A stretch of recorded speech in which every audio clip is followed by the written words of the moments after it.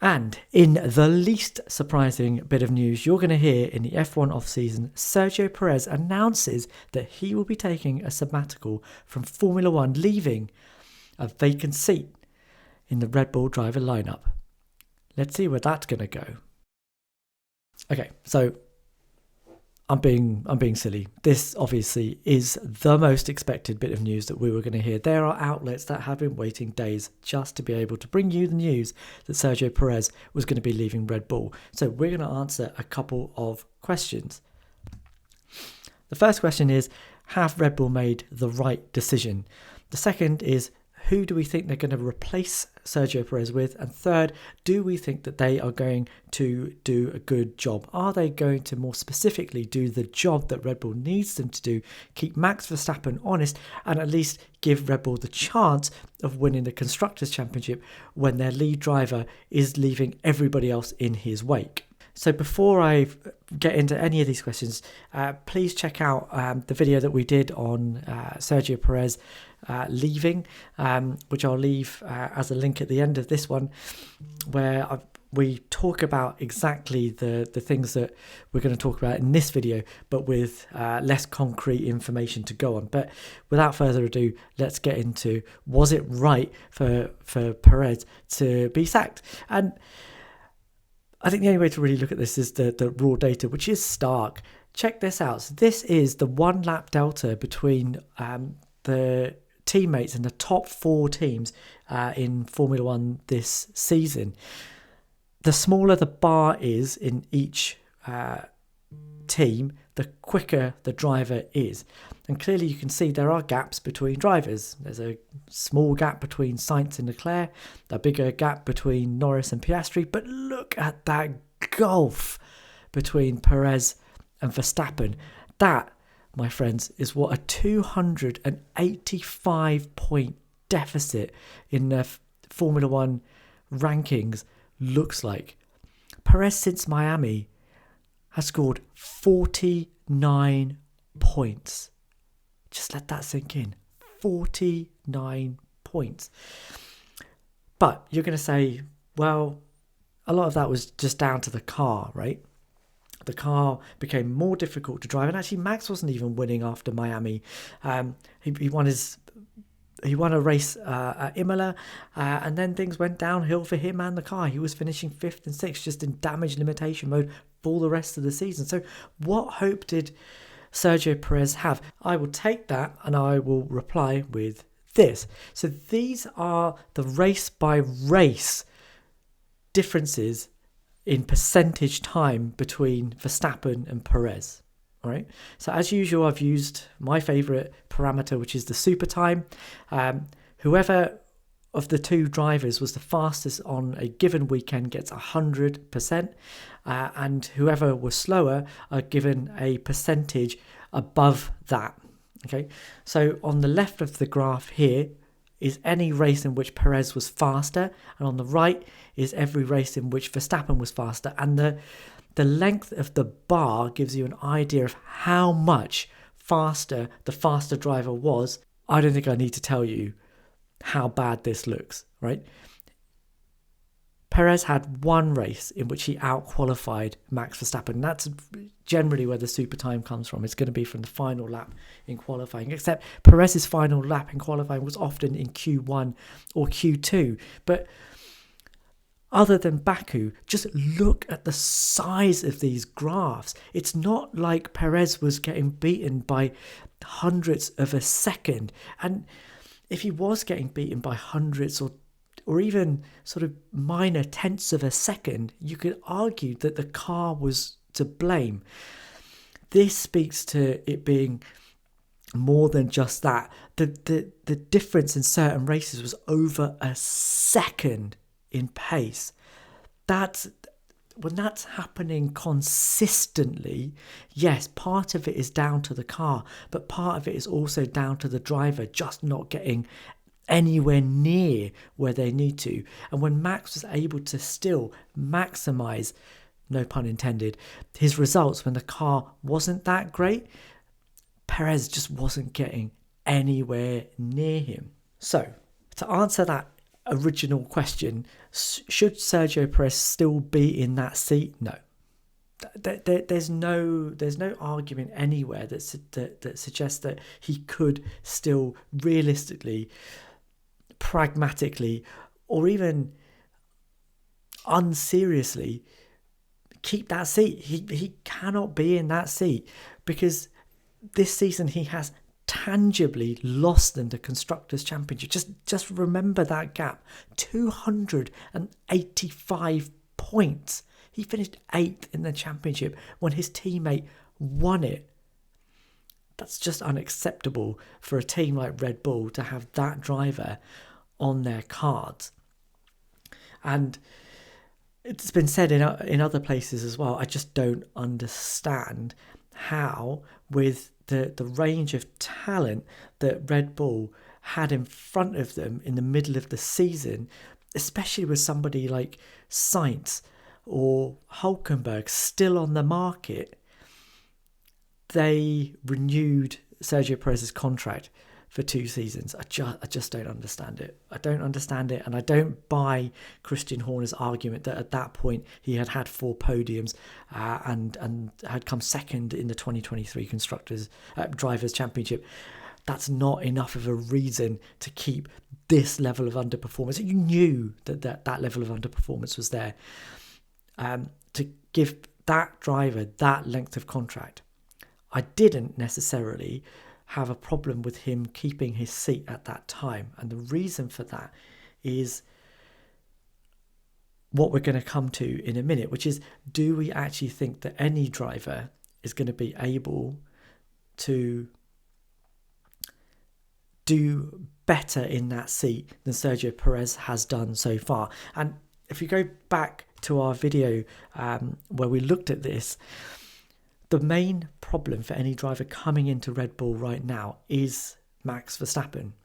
Max, through the way he was brought up in karts and the way he has learned how to drive, his inherent driving style is to have a really, really pointy front end and to turn the car in early.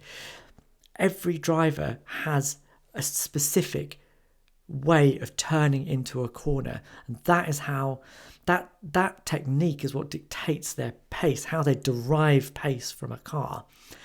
But every car has the same 3 phases. They have a braking phase, they have a turn-in phase, and then they have their exit phase. And the idea in these cars, in the current 2022 rule set cars, is that because they are big, they are heavy, they are inherently understeery, you need to have the front end of the car positive to be able to zip the car into the corner early and turn in. But to do that, the rear end has to be able to live with how quickly you're getting the front end of the car in. And Max has a knack. He has an ability to just live with the most sensitive front end, that even though that leads to massive rear instability, he just lives with that gets the car turned early. It overcomes the mass, it overcomes the understeer, allows him to get the car straighter earlier, because all the time you've got your steering on lock, you are not able to put your foot down on the accelerator. So any movement either into or correcting a slide into a corner is costing you time. So if you can get it in early, as Max does, you can get the car straight, you can put your foot down, and you can shoot out down the next straight.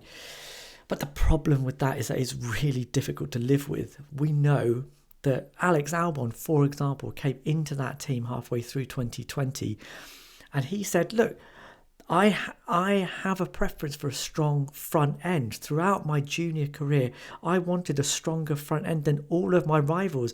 George Russell, Charles Leclerc, Lando Norris, all of them wanted a bit more understeer than me. I wanted a really positive front end. But when I got in that Red Bull, I understood why Pierre Gasly had struggled so badly the season up to that point. Because, and in his own words, he said, you just had to breathe on it and it turned. And it cost him confidence. He just couldn't trust the rear end of the car.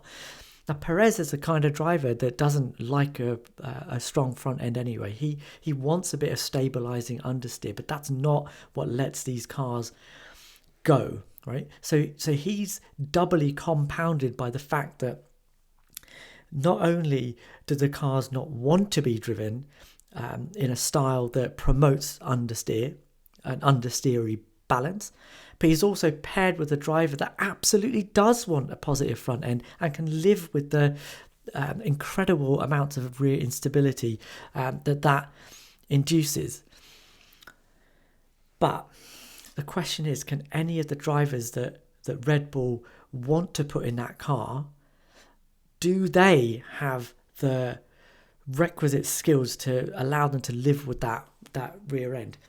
My contention is that the way that Red Bull have been trying to hire drivers into that seat has been flawed. They've not done it looking at drivers that can live with that front end, can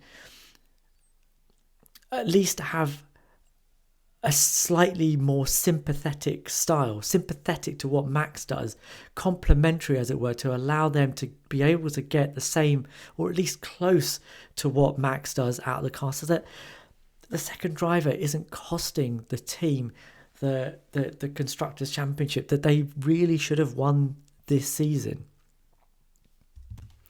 So Horner's been quite clear that now that Perez is out, although there hasn't been an actual announcement about who is going to take that seat, he has said, we've got all the information that we need. Essentially, it will be a choice between Yuki and Liam.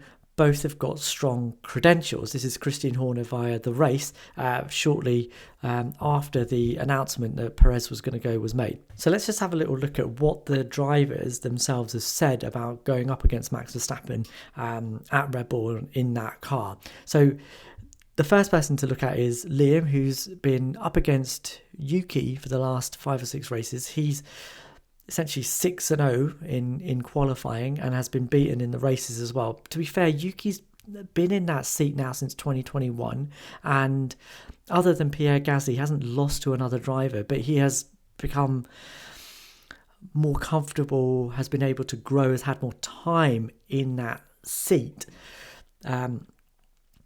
But this is Liam's second stint, and in terms of his qualifying performance, certainly, which is the only, I think, relevant parameter in that team, because they made such dodgy strategy calls throughout the season, especially towards the end, that you can't really use race position as a fair marker for who was the better driver. So out and out super time pace is more important, and on that Yuki has come out on top. But this is what Liam had to say. So he said, I believe for anybody to go up against Max, you have to be realistic and know that he's the fastest guy on the grid right now, and that you're not going to be out qualifying the guy by half a second.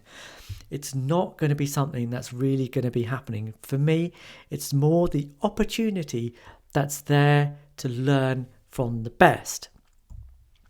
Cool.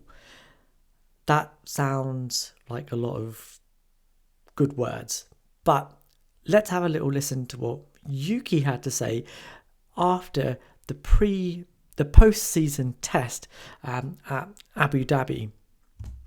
So Yuki, when asked whether or not the style of the Red Bull RB20 suited his own style, said, I think so, to be honest. I didn't really struggle that much to adapt.